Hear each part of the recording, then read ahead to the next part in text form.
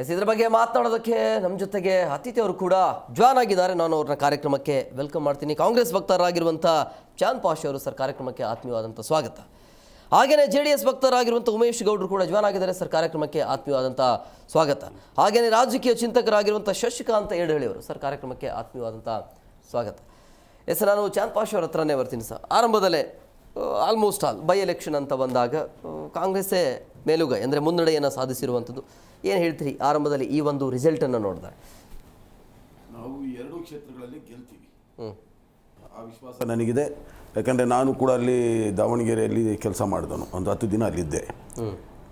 ನಾವು ಎರಡು ಕ್ಷೇತ್ರನೂ ಗೆಲ್ತೀವಿ, ಅದ್ರ ಬಗ್ಗೆ ಅನುಮಾನ ನನಗಂತೂ ಇಲ್ಲ. ಆರಂಭದಲ್ಲಿ ದಾವಣಗೆರೆ ಅಂತ ಬಂದಾಗ ಸಾಕಷ್ಟು ಪಕ್ಷ ವಿರೋಧ ಚಟುವಟಿಕೆ ಆಗಿದೆ, ಏನೋ ಒಂಥರ ಅಲ್ಲಿ ಗೊಂದಲ ಆಗಿದೆ ಅನ್ನೋದು. ಬಟ್ ಈಗ ಬರ್ತಾ ಇರುವಂಥ ಮಾಹಿತಿಯ ಪ್ರಕಾರ ಕೈ ಅಭ್ಯರ್ಥಿನ ಮುನ್ನಡೆಯನ್ನು ಸಾಧಿಸಿರುವಂಥದ್ದು.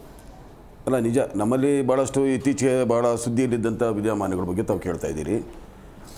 ಯಾರು ಪಕ್ಷ ವಿರೋಧಿ ಚಟುವಟಿಕೆಯನ್ನು ಮಾಡಿದ್ರು ಅದನ್ನೆಲ್ಲ ನಮ್ಮ ಪಕ್ಷ ಗಮನಿಸಿದೆ, ಅದಕ್ಕೆ ಏನು ಮಾಡಬೇಕು ಅದನ್ನು ಮಾಡ್ತಾ ಇದೆ. ಬಟ್ ನಿಷ್ಠಾವಂತ ಕಾಂಗ್ರೆಸ್ಸಿಗರು ಮತ್ತು ಮತದಾರ ಪ್ರಭುಗಳು ನಮ್ಮ ಕೈ ಹಿಡಿದಿದ್ದಾರೆ. ಅದ್ರ ಬಗ್ಗೆ ಯಾವುದೇ ರೀತಿ ಅನುಮಾನ ಇಲ್ಲ, ನಾವು ಗೆಲ್ತೇವೆ.